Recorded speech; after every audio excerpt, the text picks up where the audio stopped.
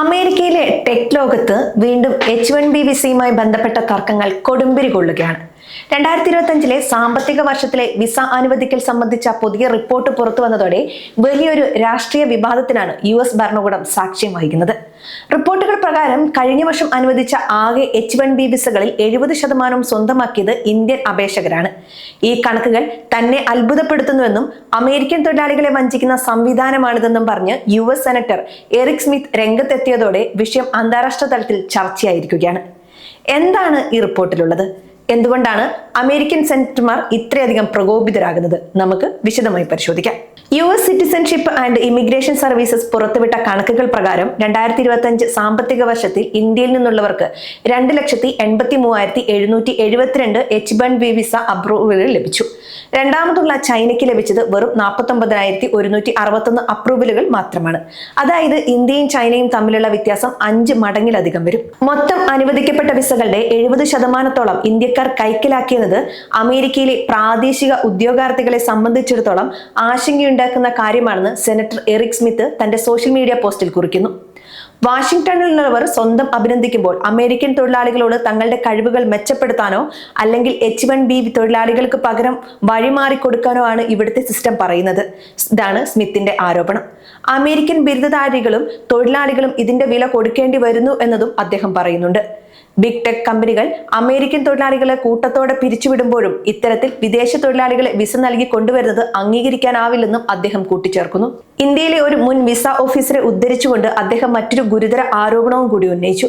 Indian അപേക്ഷകളിൽ വലിയൊരു ശതമാനം വ്യാജരേഖകൾ ഉപയോഗിച്ചാണ് സിസ്റ്റത്തെ കബളിപ്പിക്കുന്നത് എന്നാണ് അദ്ദേഹം പറയുന്നത്. ഇത് അമേരിക്കൻ ടാലന്റിനെ തഴയാൻ കാരണമാകുന്നുവെന്നും അദ്ദേഹം വിശ്വസിക്കുന്നുണ്ട്.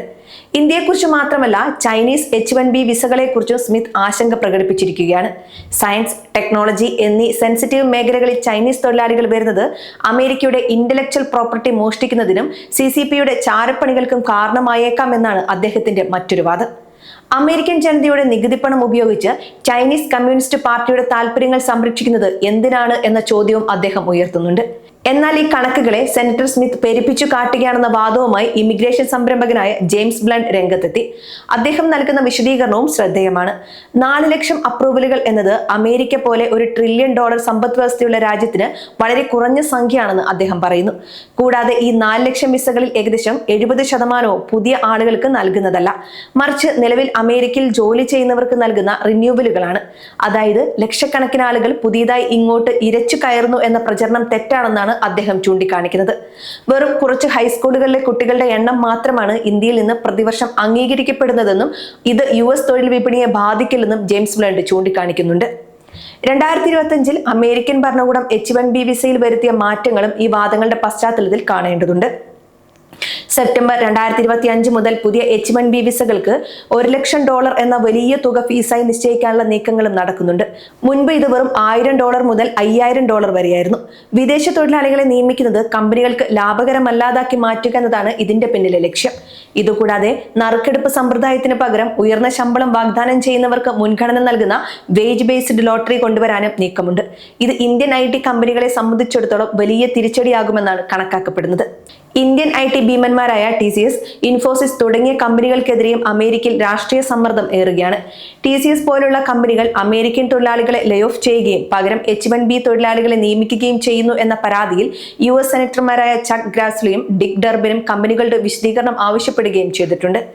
ഫീസിലെ കുത്തനെയുള്ള വർധനവ് ഈ കമ്പനികളുടെ ലാഭവിഹിതത്തെ ബാധിച്ചു തുടങ്ങിയിട്ടുണ്ട്. പല കമ്പനികളും ഇപ്പോൾ വിസയിൽ ആളുകളെ കൊണ്ടുവരുന്നതിന് പകരം അമേരിക്കയിൽ തന്നെ ഉള്ളവരെ നിയമിക്കാനോ അല്ലെങ്കിൽ റിമോട്ട് വർക്കിന് പ്രാധാന്യം നൽകാനോ നിർബന്ധിതരായിരിക്കുകയാണ്. H1B വിസ എന്നത് കേവലം ഒരു ജോലി പെർമിറ്റ് മാത്രമല്ല, അത് ഇന്ത്യ അമേരിക്ക ബന്ധത്തിന്റെയും ടെക്നോളജി മേഖലയിലെ സഹകരണത്തിന്റെയും പ്രതീകമാണ്. സെനറ്റർ എറിക് സ്മിത്തിനെ പോലെയുള്ളവർ ഉന്നയിക്കുന്ന സുരക്ഷാ തൊഴിൽ ആശങ്കകളും ജെയിംസ് ബ്ലണ്ടിനെ പോലെയുള്ളവർ മുന്നോട്ട് വയ്ക്കുന്ന സാമ്പത്തിക ആവശ്യകതയും തമ്മിലുള്ള പോരാട്ടമാണ് ഇപ്പോൾ നടക്കുന്നത്. വിസ നിയമങ്ങൾ കടുപ്പിക്കുന്നത് അമേരിക്കയുടെ കുതിപ്പിന് തടയിടുമോ അതോ അമേരിക്കൻ തൊഴിലാളികൾക്ക് ഗുണകരമാകുമോ എന്നത് കണ്ടു തന്നെ അറിയണം. എന്തായാലും ഇന്ത്യയെ സംബന്ധിച്ചിടത്തോളം തങ്ങളുടെ IT നയങ്ങളിൽ വലിയൊരു മാറ്റം വരുത്തേണ്ട സമയമായിരിക്കുന്നു എന്ന് ഈ റിപ്പോർട്ടുകൾ സൂചിപ്പിക്കുന്നു.